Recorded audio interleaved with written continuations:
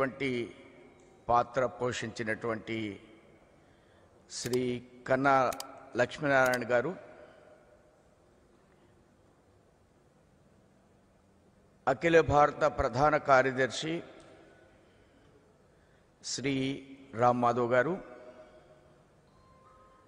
మన వ్యవస్థలో భారతదేశానికి సంబంధించి భారతీయ జనతా పార్టీకి సహ సంఘటన మంత్రివర్యులు భారతదేశానికి శ్రీ వి సతీజీ, మన కేంద్ర కార్యదర్శులు, మన రాష్ట్రానికి సహ ఇన్ఛార్జ్ అయినటువంటి శ్రీ సునీల్ గారు, అలానే సోదర సమానురాలు అయినటువంటి ఎన్టీ రామారావు గారు పుత్రిక అయినటువంటి శ్రీ పురంధరేశ్వరి గారు, వారు మన పార్టీ మహిళా మోర్చా అఖిల భారత పార్టీకి ఇన్ఛార్జిగా వారు వ్యవహరిస్తున్నారు. అఖిల భారత కార్యదర్శి సోదర సమానులు శ్రీ సత్య గారు, యువనేత మన పార్టీ ఫ్లోర్ లీడర్ శ్రీ మాధవ్ గారు, పెద్దలు మాజీ మంత్రివర్యులు, వేదిక మీదన అలంకరించిన కడప మంత్రివర్యులు కిషోర్ బాబు గారు, ఈ సమావేశంలో ఉన్నటువంటి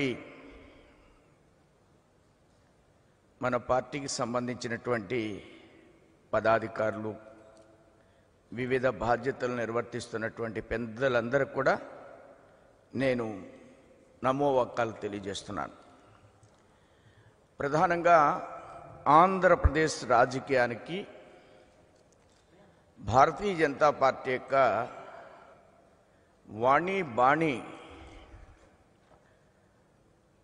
ఒక అత్యంత అవసరమైనటువంటి ప్రక్రియ.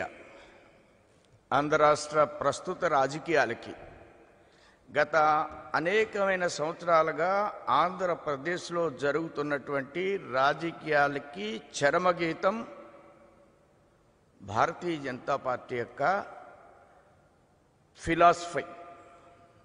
మన యొక్క భారతీయ జనతా పార్టీ యొక్క ఆలోచన విధానమే ఆంధ్రప్రదేశ్ రాజకీయ వ్యవస్థకి ప్రత్యామ్నాయమైనటువంటి ఆలోచన, ఆల్టర్నేటివ్ సిస్టమ్. ప్రధానంగా మన పార్టీలో రాష్ట్రవాద్, నేషనలిజం, ఇక్కడున్న రాజకీయాలకి పెద్ద చెక్. ఫ్యామిలీ పార్టీస్ అవి. ఒక జాతీయవాదము, జాతీయ ఆలోచన ఉన్నటువంటి కలిగినటువంటి ఒక వ్యవస్థ ఈ రాష్ట్రానికి అవసరం అనేది నా యొక్క లక్ష్యం, మన యొక్క ఆలోచన. సుశాసన్, గుడ్ గవర్నెన్స్, ఒక మంచి పరిపాలన ఇవ్వాలనేది మన భారతీయ జనతా పార్టీ యొక్క లక్ష్యం. అది వాజ్పేయి గారి పరిపాలనలో అయినా, ఈరోజు మోడీ గారి పరిపాలనలో అయినా మనం ఇచ్చేటువంటిది సుశాసన్, మంచి పరిపాలన ఇవ్వాలి అనే లక్ష్యంతో మనం ముందుకు వెడుతున్నాం. దేశ ప్రజలకు ఆ ఫలాలు అందుతున్నాయి. ఈ రాష్ట్ర ప్రజలకు కూడా అలాంటి ఫలాలు అందించవలసినటువంటి బాధ్యత రాష్ట్ర భారతీయ జనతా పార్టీ, జనసేన మీద ఉందని మీ అందరికి కూడా నేను వినయంగా తెలియజేసుకుంటున్నాను. వికాస్, నిజమైనటువంటి అభివృద్ధి ఆంధ్ర రాష్ట్రంలో వికాస్ అనేది భారతీయ జనతా పార్టీ యొక్క లక్ష్యం.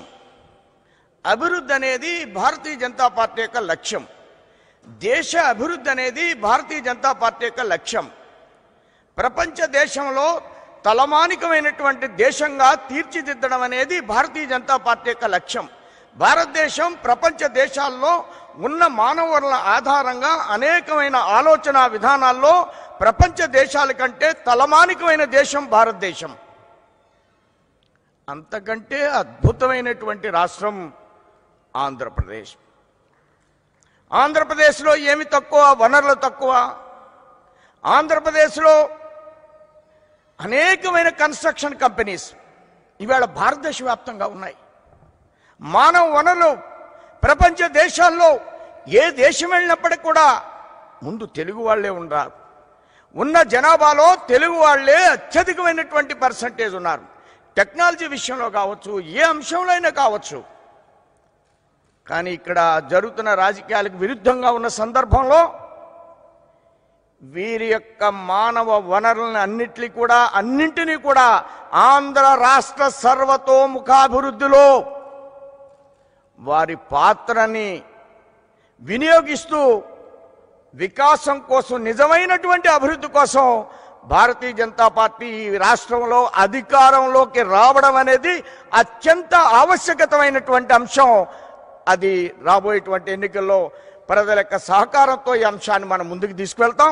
ఆ విధమైనటువంటి విజయాన్ని సాధించడంలో ఎట్టి పరిస్థితుల్లో మన ఎవ్వరికి కూడా రెండో ఆలోచనకి తావులేదనేటువంటి విషయాన్ని నేను ఈ సందర్భంగా వినయంగా మీ అందరు కూడా ఆత్మవిశ్వాసంతో, ఆత్మ అభిమానంతో, అహంభావంతో నేను ఈ విషయాన్ని చెప్పడం లేదు. ఆత్మవిశ్వాసంతో నేను ఈ విషయాన్ని చెప్తున్నాను. ఈ రాష్ట్ర రాజకీయాల్లో గత అనేకమైన సంవత్సరాలుగా జరుగుతున్నటువంటి అంశాన్ని గమనించిన తర్వాత ఈ అంశాన్ని నేను ప్రకటిస్తున్నాను. ప్రకటించడాన్ని ఆత్మాభిమానంగా భావిస్తున్నాను. మన లక్ష్యం అంత్యోదయ, మన లక్ష్యం అంత్యోదయ, మన సంకల్పం అంత్యోదయ. పేదవాడికి ఫలాల్ని అందించాలి. అనేక కార్యక్రమాల్ని మోడీ గారి రెస్పెక్ట్ ఆఫ్ ది క్యాస్ట్ అందరికీ రాష్ట్రంలో 2 కోట్లు బల్బులు ఇచ్చాం. అన్ని గ్రామాల్లో ఎలక్ట్రిసిటీకి అన్ని గ్రామాల్లో మనం ఎల్ఈడి బల్బులు ఇచ్చాం.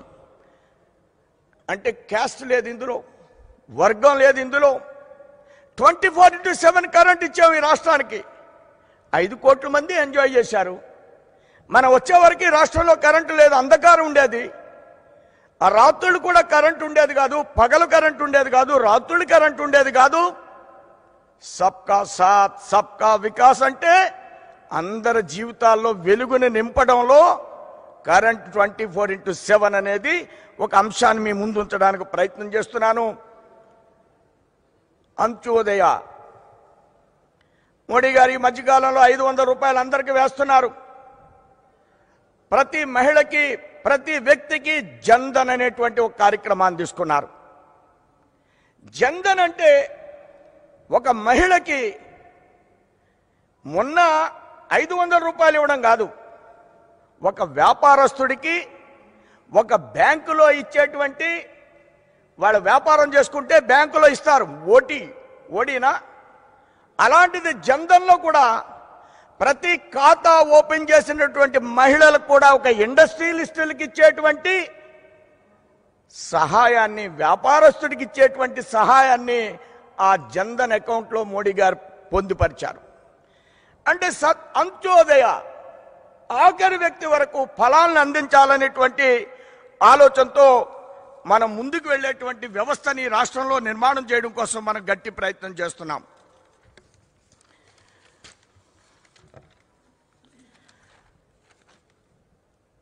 మనం 24లో భారతీయ జనతా పార్టీ, జనసేన ఈ రాష్ట్రంలో ప్రభుత్వాన్ని ఏర్పాటు చేసే దిశగా మనం ప్రయాణిస్తాం. తప్పకుండా ఈ రాష్ట్రంలో ఉన్నటువంటి వనరుల ఆధారంగా రాజకీయ పార్టీలు సహజంగా అధికారంలోకి రావాలని కలలు కనేది మన రాష్ట్రంలో వాళ్ళ కుటుంబాల కోసం. కానీ భారతీయ జనతా పార్టీ 24లో అధికారంలోకి వస్తుంది, జనసేన, బీజేపీ అంటే నేను చెప్పిన 4 అంశాల కోసం. ఈ రాష్ట్రంలో ఎవరో ముఖ్యమంత్రి అవ్వడం కోసం కాదు, నిజమైనటువంటి అభివృద్ధి సాధించడం కోసం 24లో మనం రాబోయేటువంటి ఎన్నికల్లో ఈ రాష్ట్రంలో తప్పకుండా అధికారంలోకి వచ్చి తీరుతాం. ఇదే మన లక్ష్యం, ఇదే ఆలోచన, ఇదే ధ్యేయంతో మనం ముందుకు పెడతాం. 175 అసెంబ్లీలు, 25 పార్లమెంట్లు, 45,000 పోలింగ్ బూతులు, వీటినన్నింటినీ కూడా సజీవమైనటువంటి వ్యవస్థ నిర్మాణం చేస్తాం. వ్యవస్థ నిర్మాణం చేయడం కాదు, ప్రతి కార్యక్రమాన్ని, ప్రభుత్వ ఫలాల్ని ఈ పోలింగ్ బూత్ ద్వారా, ఈ మండల కమిటీ ద్వారా, ఐసిడిఎస్లో ఈ మధ్యకాలంలో మోడీ గారు గర్భిణీ స్త్రీలకి పాలు ఇమ్మన్నారు. గర్భిణీ స్త్రీలకి అనేక రకాలైనటువంటి కార్యక్రమాలను ఇంప్లిమెంట్ చేయమన్నారు మోడీ గారు. ఇది బూత్ కమిటీ యొక్క లక్ష్యం, ఇది మండల కమిటీ యొక్క లక్ష్యం. ప్రతి అసెంబ్లీలో 200 ఐసిడిఎస్ పాఠశాలలు ఉంటాయి, అంగన్వాడీ పాఠశాలలు ఉంటాయి. రాష్ట్ర వ్యాప్తంగా 125,000 పాఠశాలలు ఉన్నాయి. ఇప్పటికి కూడా ఆ పరిపాలకులు కానీ ఈ పరిపాలకులు కానీ 60 గ్రాములు కోడిగుడ్డు వాళ్ళకి పెట్టించలేకపోతున్నారు. పరిపాలన అద్భుతంగా చేస్తామంటున్నారు. 60 గ్రాములు కోడిగుడ్డు పెట్టించలేకపోతే ప్రభుత్వాలు ఏర్పాటు చేసినటువంటి ప్రోటీన్స్ వాళ్ళకి కావాలని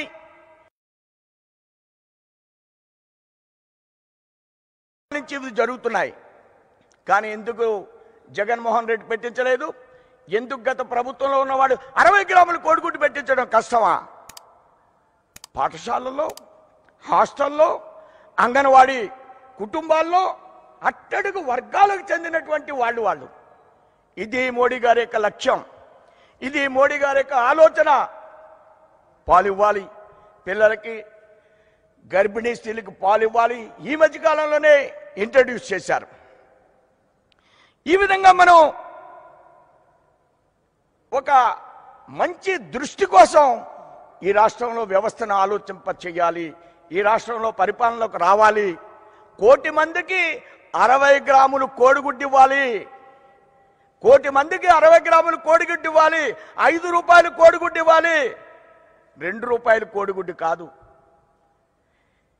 ఇట్లా ఈ రాష్ట్రంలో మనం చూస్తున్నాం. ఒక నిజమైనటువంటి రాజకీయపరమైనటువంటి ఆలోచన నిర్మాణం చేయాలి. రోజు రాజకీయ ఆలోచన కాదు, ప్రతిరోజు రాజకీయమే. రాజకీయం ఎలక్షన్ వచ్చిన సందర్భంలోనే వాడాలి. మిగతా సమయాల్లో ప్రభుత్వానికి కానీ ప్రతిపక్షాలు కానీ రాష్ట్ర ప్రజలకు సంబంధించినటువంటి ఆలోచన నిర్మాణం చేయాలి. నిజమైనటువంటి అంశాలను రేకెత్తించాలి. రియల్ ఇష్యూస్ని మనం ఫోకస్ చేస్తాం. Genuine issues only. చిన్న చిన్న అంశాల్లో కూడా సిబిఐడి సెంట్రల్ గవర్నమెంట్ని ఇంటర్ఫీర్ చేసేటువంటి పరిస్థితులు వస్తున్నాయి. రాజకీయాలు నిరంతరమైనటువంటి ఆలోచనలు ఉండకూడదు. ఆ విధంగా డెవలప్మెంట్ అనేది, లీడర్షిప్ అనేది మనం ఫోకస్ చేయాలి. Development and leadership. లీడర్ చాలామంది ఉన్నారు కదా.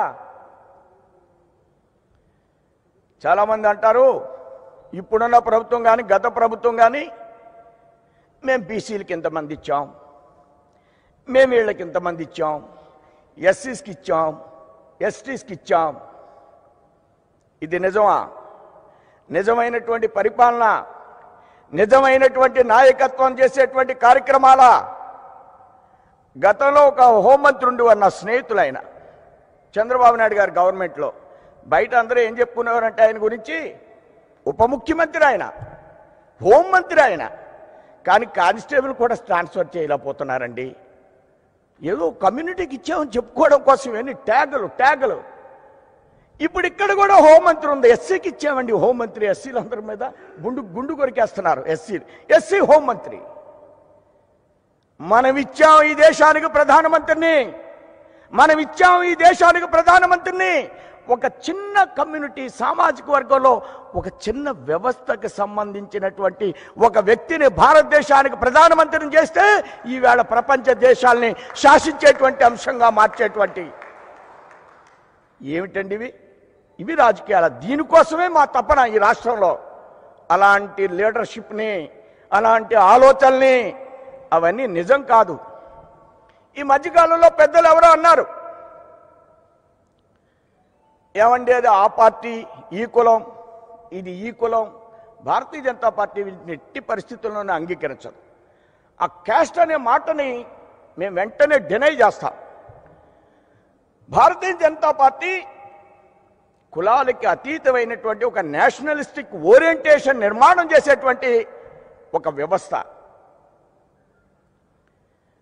భారతీయ జనతా పార్టీ రాష్ట్రంలో అన్ని వర్గాలకు సంబంధించినటువంటి అందరికీ స్పేస్తో అందరి యొక్క లీడర్షిప్ని, నిజమైనటువంటి లీడర్షిప్ని, ఇప్పుడు ఒక ముఖ్యమంత్రిని చూశాను మా జిల్లా వారైనా, చాలా మంచి మిత్రులాడు.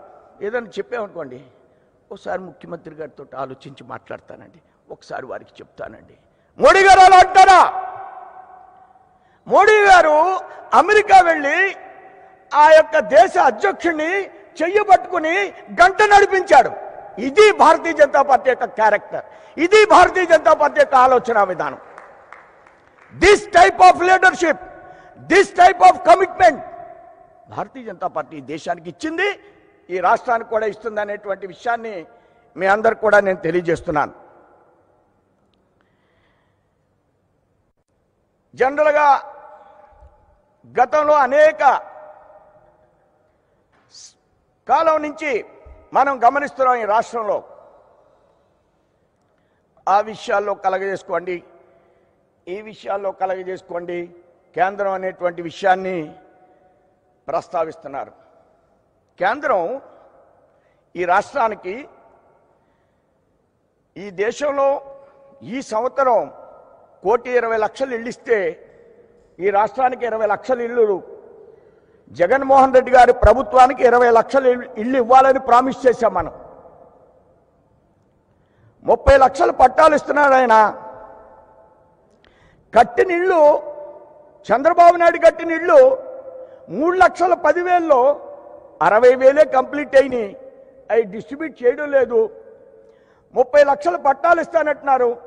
చంద్రబాబు నాయుడు గారి ఇళ్ళు కట్టిన వాటిలో అవినీతి జరిగింది. వీరు 30 లక్షల పట్టాల్లో భూములు కొనేటప్పుడు వీరు కూడా అదే స్థాయిలో వ్యవహరించారు. దాన్ని వదలలేదు మనం, దీన్ని వదలలేదు మనం. జగన్మోహన్ రెడ్డి మాత్రం 150 కోట్లు అవినీతి గురించి చెప్పారు. ఈ యొక్క హౌసెస్లో 5,000 కోట్ల అవినీతి జరిగిందన్నారు, మాట్లాడడం లేదు. కానీ మనం 15 లక్షల ఇళ్ళు ఈ రాష్ట్రానికి ఇస్తున్నాం. వారు 30 లక్షల పట్టాలు ఇస్తున్నారు. 15 లక్షల ఇళ్ళు మనం ఇవ్వడానికి సిద్ధంగా ఉన్నాం. ప్రతి ఇంటికి 1,50,000 సబ్సిడీ ఇవ్వడానికి సిద్ధంగా ఉన్నాం. ప్రతి ఇంటి ప్రతి పట్టాలో కూడా రోడ్లు వేయడానికి ఎన్ఆర్ఈజీఎస్ నిధుల్ని 3,000 కోట్ల రూపాయలు ఇచ్చాం. రాబోయేటువంటి రోజుల్లో ప్రతి ఇంటికి కూడా కుళాయి వేయడానికి మనం సెంట్రల్ గవర్నమెంట్ ఆర్డబ్ల్యూసీ నుంచి నిధులు ఇస్తున్నాం.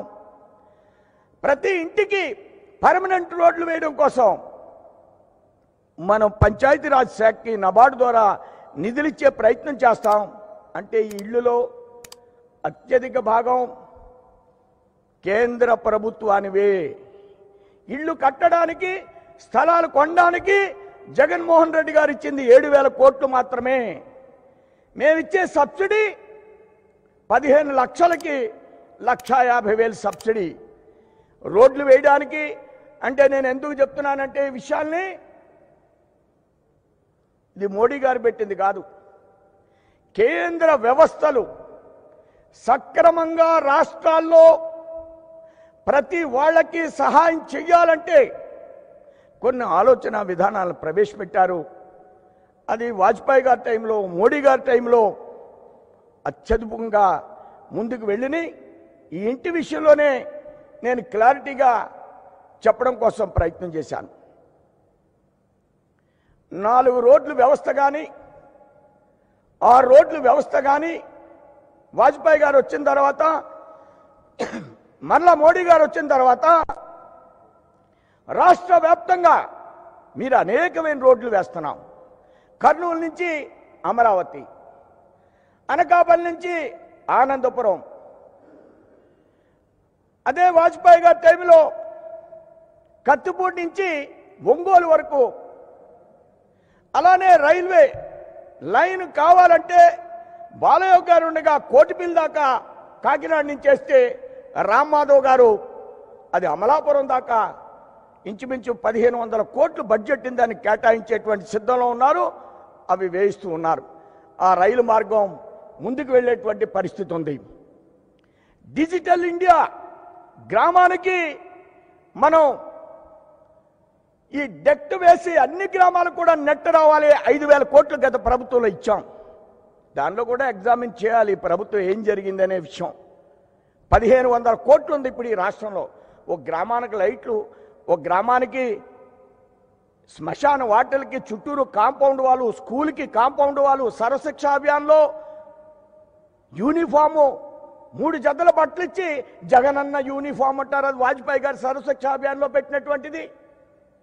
యూనిఫామ్ కానీ, చెప్పులు కానీ, స్కూల్లో యొక్క బుక్స్ కానీ 104 కానీ 109 కానీ వాజ్పేయి గారు వచ్చినప్పుడు వారి పరిపాలనలో ఆరోగ్యం గురించి కానీ మనం ఆలోచించినట్లయితే రూరల్ హెల్త్ మిషన్ అదే 104, 109, 108 వారు ఇచ్చినటువంటి 60% నిధులతోటి ఈ వ్యాన్లన్నీ కొన్నారు. గతంలో కూడా కొన్నారు తల్లి బిడ్డ ఎక్స్ప్రెస్ అనేది. కానీ అందులో మన బొమ్మ వేయరు, అందులో మోడీ గారు బొమ్మ వేయరు. వాజ్పేయి గారు ఎస్టీస్కి మంత్రి ఇచ్చారు. మనం ఎస్టీస్కి అతి చేరువ. వాజ్పేయి గారు వచ్చే వరకు ఎస్టీస్కి మంత్రి లేదు భారతదేశంలో. మనం 4 రోడ్లే వేయలేదు, టెలిఫోన్లే ఇవ్వలేదు. ఎస్టీస్కి మంత్రివర్గంలో స్థానం కల్పించి ఎస్టీ ఫైనాన్స్ కమిషన్ ఏర్పాటు చేసి డైరెక్ట్గా బ్యాంకుతో ప్రమేయం లేకుండా ఎస్టీ యువకులకు అందరికీ లోన్ ఇచ్చి క్యాబినెట్ మినిస్టర్, డిప్యూటీ మినిస్టర్ని. అరే కాంగ్రెస్ అంతకాలం నుంచి ఉండి అడవుల్లో విసిరివేయబడ్డ వాళ్ళకి ఎస్టీస్కి మంత్రి వాజ్పేయి గారు ఆలోచించారు. 4 రోడ్లు కాదు, టెలిఫోన్లు కాదు. గాంధీ మహాత్ముడు వారి యొక్క గాంధీ ఆశ్రమంలో నెహ్రూ గారు వస్తే బాత్రూముల్ని శుభ్రం చేయించారు. వాజ్పేయి గారు ఆయన ఒక బుట్ట చీపురు ఉండేది, మనం అందరం గమనించేవాళ్ళం. వాజ్పేయి గారు వచ్చిన తర్వాత కర్మచారి కమిషన్ ఏర్పాటు చేశారు. మనకి రెగ్యులర్గా మన మధ్య నుండి ఆ మైలనెత్తి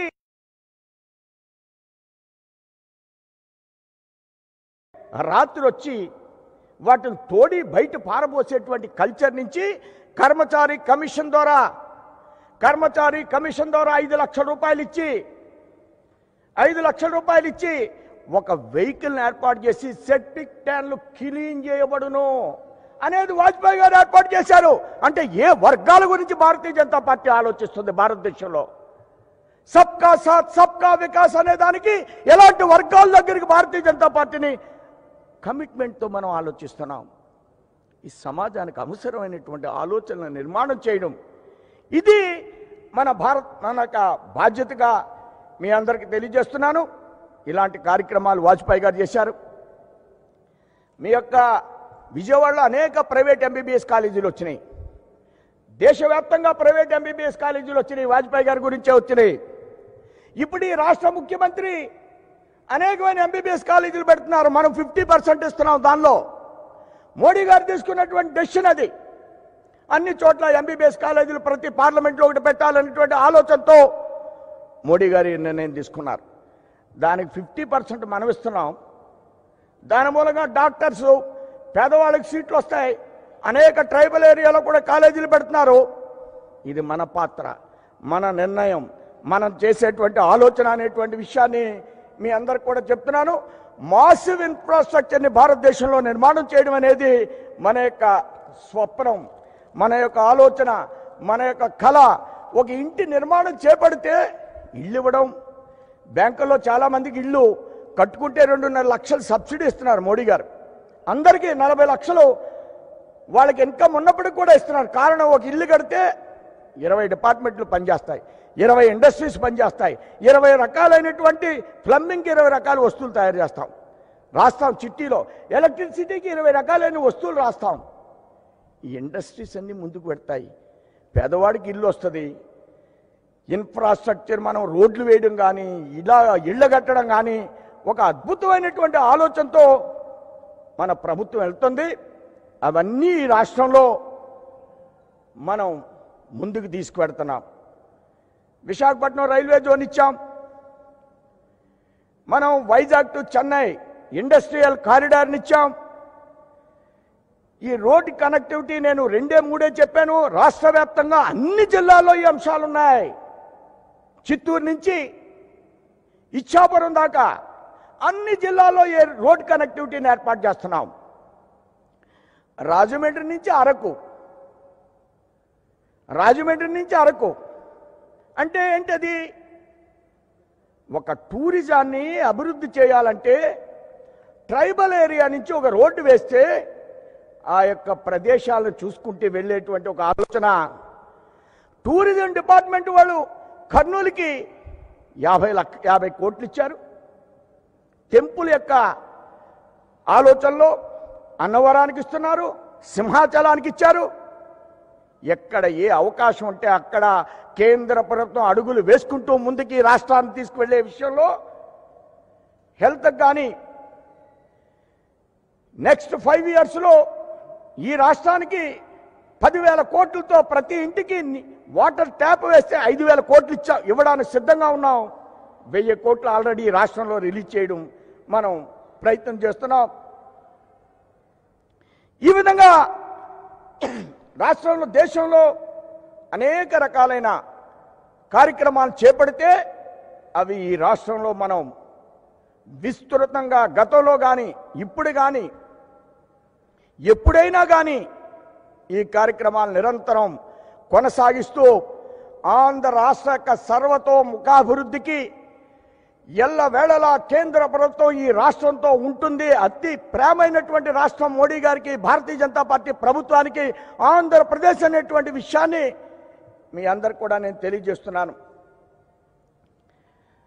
చాలామంది కొన్ని ప్రశ్నలు వేస్తున్నారు. మీకు ఏంటి మూలం? మన మూలాలన్నీ చెప్పాను. మనది anti corruption agenda, development agenda. దేశ రాజకీయ వ్యవస్థ మీద ఈవేళ ప్రజల్లో ఆలోచనలో రాజకీయ వ్యవస్థ మీద గౌరవం పడిపోయినటువంటి సందర్భంలో మోడీ గారి యొక్క తల్లి 100 సంవత్సరాలు ఉంటే ఆ తల్లినే వారు ముఖ్యమంత్రిగా ఉండగా ఒక చిన్న ఇంటిలో పెట్టి 13 సంవత్సరాలు ముఖ్యమంత్రిగా ఉన్న సందర్భంలో, ఈవేళ 6 సంవత్సరాలు ప్రధానమంత్రిగా ఉన్న సందర్భంలో వారి యొక్క భోజనానికి కూడా ప్రజాధనాన్ని వినియోగించకూడదు. వారి యొక్క వైద్యం ప్రైవేట్ గవర్నమెంట్ హాస్పిటల్లో చేయించిన ఒక ప్రధానమంత్రి తల్లి ప్రభుత్వ హాస్పిటల్లో వైద్యం చేసేటువంటి చరిత్రని ఎందుకు నిర్మాణం చేశాం? దేశ రాజకీయ వ్యవస్థలో ఒక ఆలోచన నిర్మాణం చేయాలి. రాజకీయ వ్యవస్థ మీద విశ్వాసం పోయిన సందర్భంలో ఆలోచన నిర్మాణం చేయాలి.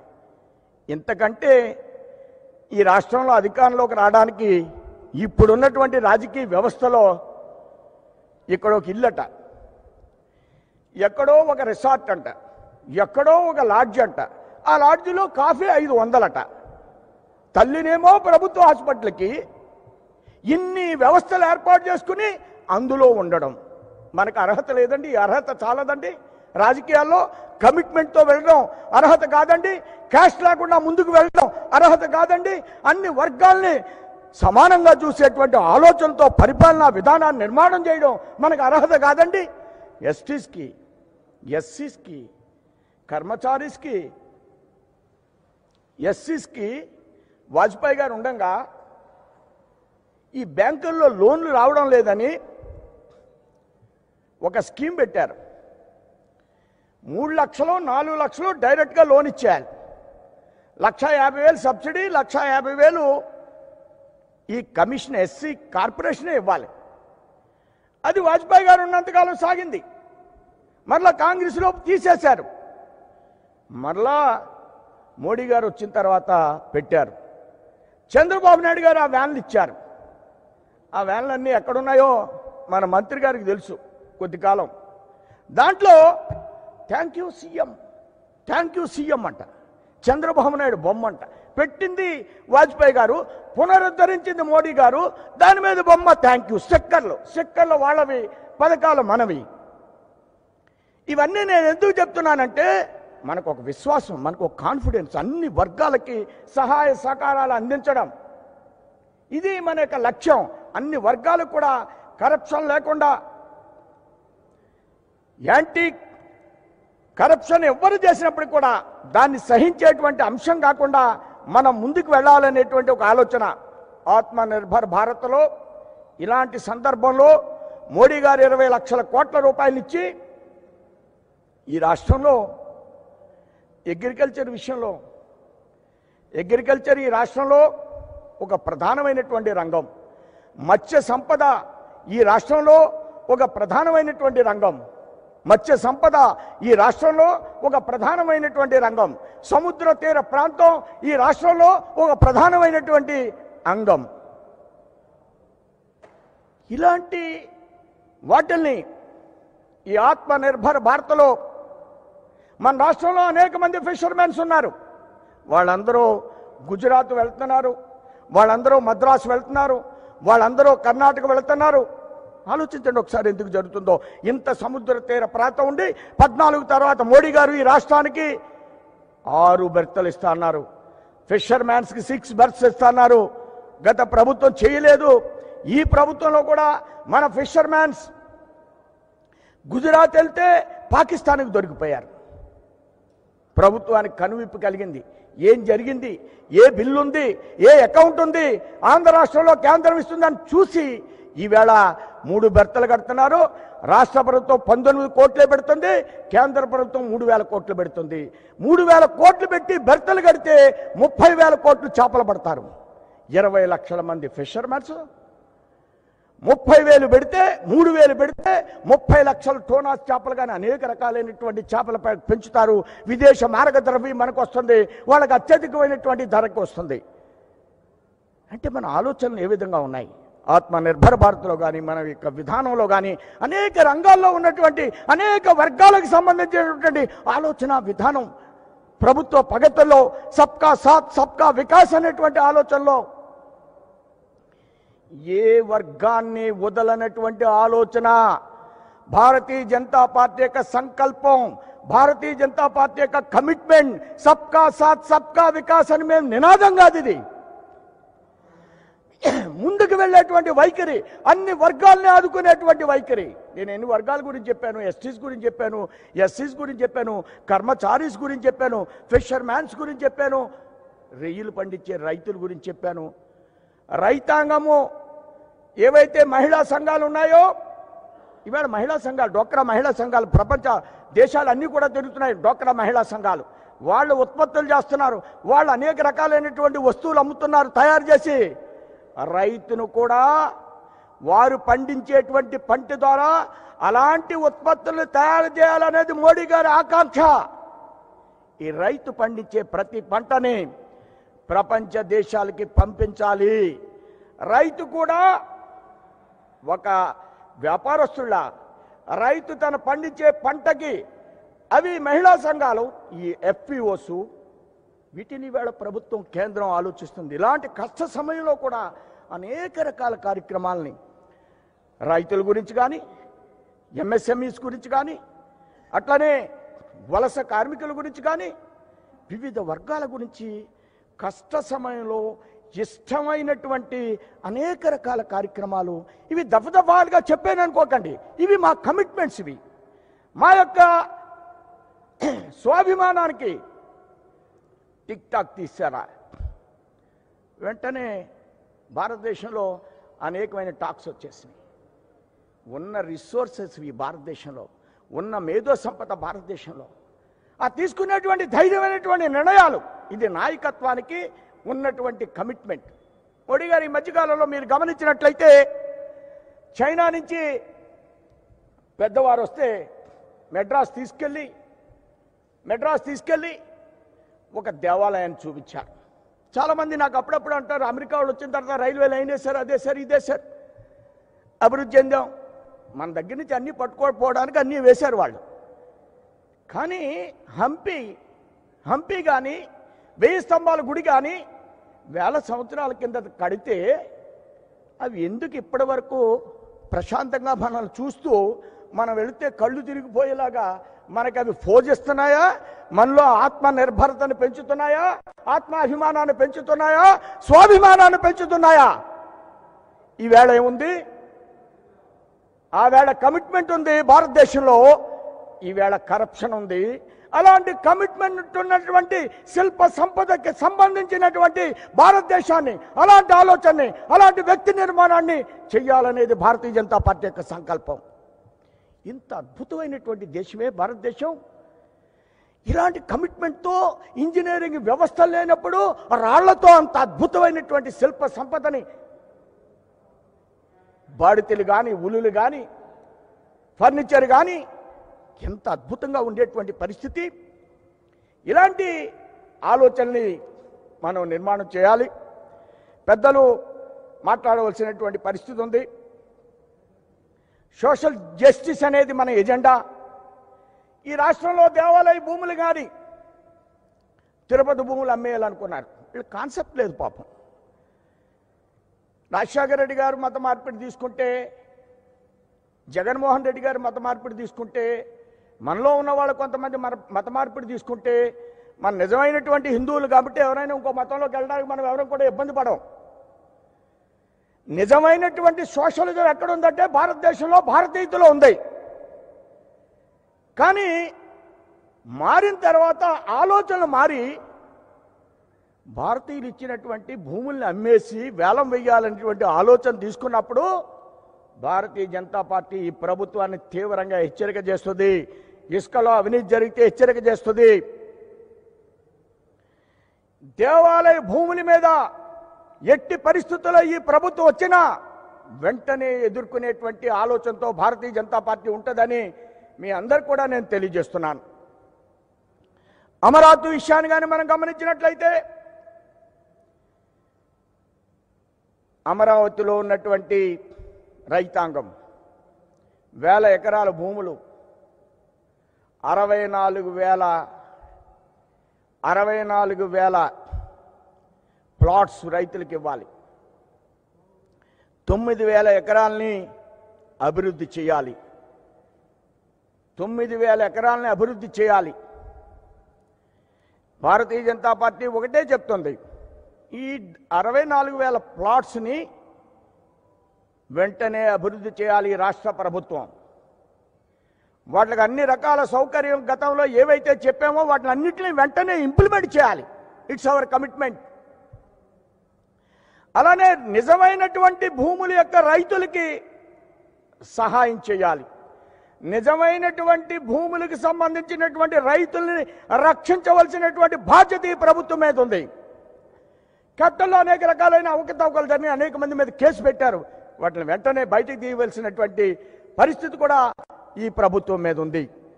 ఆ 9,000 ఎకరాలు, ఈ యొక్క 64,000 ఇళ్ల ప్లాట్స్ అభివృద్ధి చేయండి. లేకపోయినట్లయితే కమింగ్ ఎలక్షన్లో భారతీయ జనతా పార్టీ రాష్ట్రంలో అధికారంలోకి వస్తుంది. ఈ రాష్ట్రమే భారతీయ జనతా పార్టీ, జనసేన, బీజేపీ ప్రభుత్వమే అక్కడ అభివృద్ధి చేస్తుంది. ఇది మన కమిట్మెంటు. దీంట్లో కేంద్రానికి సంబంధం లేదు.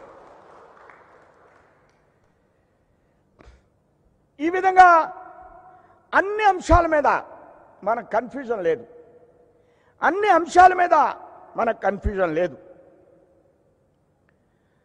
భారతీయ జనతా పార్టీని బీజేపీ అధ్యక్షులు ఒక్కళ్ళే నడపరు.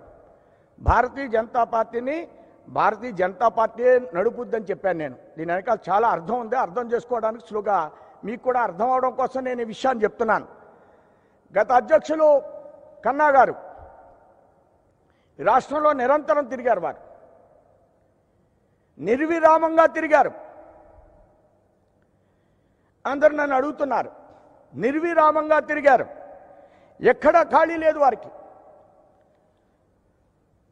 అందరూ అడుగుతారు, మీ కన్నగారి టైంలో ఏదో అయ్యిందంట అని. ఏదో అవ్వలేదు కన్నగారి టైంలో. కాకిగోలకి సమాధానం చెప్పాం అంతే. వాళ్ళు అర్థం చేసుకోవాలి. అంతకంటే మేమేం చెప్తాం? మేమేం చేయాలో అది చేశాం, వాళ్ళు ఏం చేయాలో అది చేశారు. దీనికి కన్నా గారి యొక్క శ్రమ, శక్తి భారతీయ జనతా పార్టీ మీద ఉంది. నేను వారిని అభినందిస్తున్నాను, హృదయపూర్వకంగా వారికి ధన్యవాదాలు చెప్తున్నాను. ఈ విధంగా పార్టీని అన్ని విధాల పోలవరం అనేది ఈ రాష్ట్రానికి జీవనాడి. పోలవరం ఆంధ్ర రాష్ట్రానికి జీవనాడి. గ్రామానికి పోలవరం యొక్క నీళ్లు ఇవ్వడం అనేది భారతీయ జనతా పార్టీ లక్ష్యం.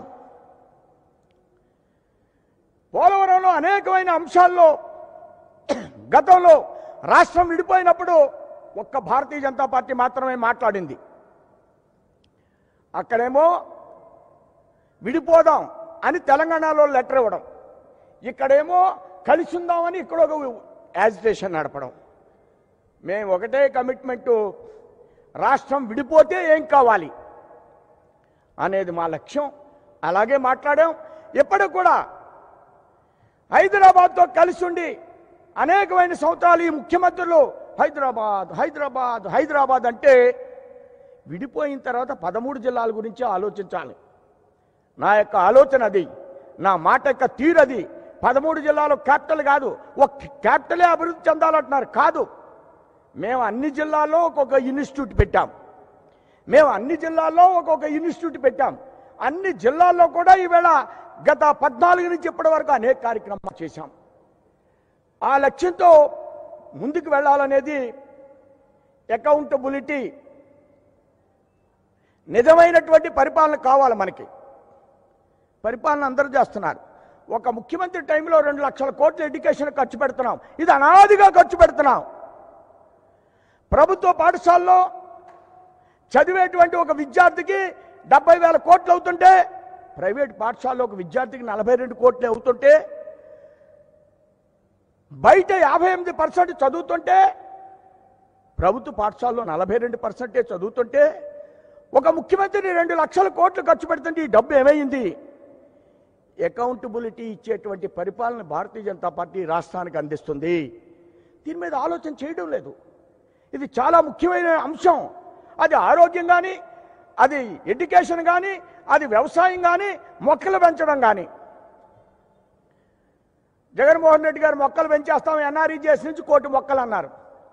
కేసీఆర్ గారు కూడా మొక్కలు పెంచేస్తాం 1 కోటి మొక్కలు అన్నారు. చంద్రబాబు నాయుడు గారు కూడా నీరు మీరు చెట్టు మీరు అన్నారు. మొక్కలు బతుకుతున్నాయండి? స్వతంత్రం వచ్చినప్పటి నుంచి ఎన్ని డిపార్ట్మెంట్లు మొక్కలు పెంచేస్తున్నాయండి? సోషల్ ఫారెస్ట్రీ, అడవిలో మొక్కలు పెంచడం, ఫారెస్ట్ డిపార్ట్మెంటు, ఇప్పుడు ఎన్ఆర్ఈజీఎస్. నిజంగా ఈ మొక్కలు కానీ 1 కోటి మొక్కలు ప్రతి సంవత్సరం స్వతంత్రం వచ్చిన కాడి నుంచి పెరిగిపోయి బతికేస్తే ఇదంతా కూడా వర్షాలు వచ్చేసి అడవి అయిపోయి మనం అందరం కూడా వరదలు వస్తే ఎక్కడికో పోయేవాళ్ళం. 1 కోటి మొక్కలు పెంచుతున్నాం కదా, ఇందులో ఎన్ని బతికినాయి? ఇది కదా ప్రభుత్వం యొక్క ఆలోచన విధానం అయి ఉండాలి. అకౌంటబిలిటీ అంటున్నాను నేను. ఈ అకౌంటబిలిటీ లేదు ప్రభుత్వాల్లో. ఏదో వాటిల్లో కరప్షన్ జరిగింది, వీటిల్లో కరప్షన్ జరిగింది అంటాం. విద్యకి 2 లక్షల కోట్లు, ఆరోగ్యానికి 75,000 కోట్లు. ఏం జరుగుతున్నాయి? ఈ డబ్బు ఎంత ప్రజలకి అవుట్పుట్ వస్తుంది, ఎంత ఎడ్యుకేషన్ వస్తుంది? ఇది ఆలోచించవలసినటువంటి అంశాలు. ఎన్ని మొక్కలు బ్రతుకుతున్నాయి? ఇలాంటి ఆలోచనతో ముందుకు వెళ్తుంది భారతీయ జనతా పార్టీ. సమగ్రమైనటువంటి ఆలోచనలు ఉన్నాయి మా దగ్గర. ఇప్పుడు కన్నా గారు, హరిబాబు గారు, అలానే పివి చలపతిరావు గారు, చిలకం రామచంద్రారెడ్డి గారు, ఇంకా సీనియర్స్ పెద్దలు, నా ముందు అనేక మంది యువతరం భారతీయ జనతా పార్టీ ఉంది. ఇదంతా రిసోర్సెస్ భారతీయ జనతా పార్టీ మా దగ్గర ఒక వ్యవస్థ ఉంది. ముందుకు ధైర్యంగా పెడతాం. ఎవరేమనుకున్నా, ఏ విధమైనటువంటి అడ్డంకులు నిర్మాణం చేసినా ఈ రథ చక్రం, భారతీయ జనతా పార్టీ యొక్క రథ చక్రం ఆంధ్రప్రదేశ్లో జనసేన భారతీయ జనతా పార్టీ రథ చక్రానికి ముందుకు వెళతాం. ఇందులో ఏ విధమైనటువంటి ఇబ్బంది లేదనేటువంటి విషయాన్ని నేను చెప్తున్నా. వనరులు, మానవ వనరులు ఏంటండి? ముగ్గురాళ్ళు గనుల దగ్గర నుంచి, గ్రానైట్ కంపెనీల దగ్గర నుంచి, రెడ్ గ్రావెల్ దగ్గర నుంచి రాజకీయ నాయకులు పరుగులండి. ఈ ప్రభుత్వం వస్తే వీళ్ళ పరుగులు, ఆ ప్రభుత్వం వస్తే వాళ్ళ పరుగులు.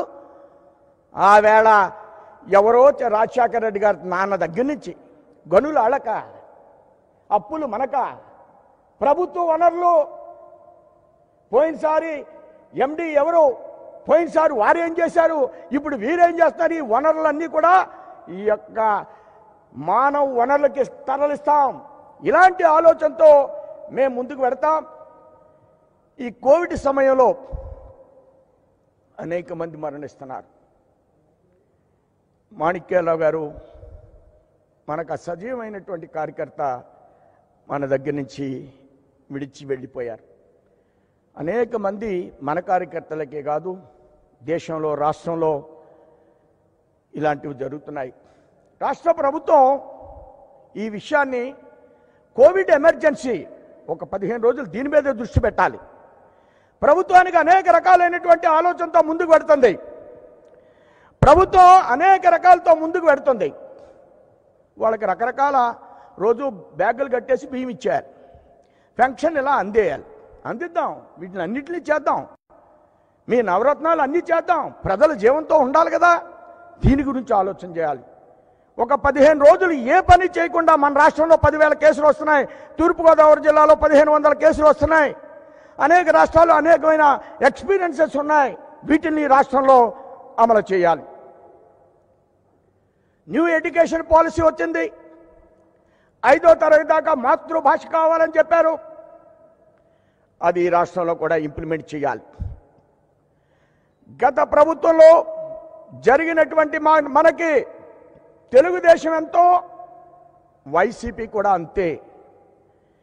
ఎవరిని సమానంగా చూస్తుంది భారతీయ జనతా పార్టీ. ఆ విధమైనటువంటి లైన్ తోటే ముందుకు వెళుతుంది భారతీయ జనతా పార్టీ. ఎవరు మనకు మిత్రులు కాదు, ఎవరు మనకు శత్రువులు కాదు. ఆంధ్రప్రదేశ్లో అభివృద్ధి చేయడం కోసమే భారతీయ జనతా పార్టీ, జనసేన ఈ రాష్ట్రంలో అధికారం రావాలనేటువంటి లక్ష్యం తప్ప చంద్రబాబు నాయుడు గారు మనకు శత్రువు కాదు, జగన్మోహన్ రెడ్డి గారు కూడా మనకు శత్రువు కాదు.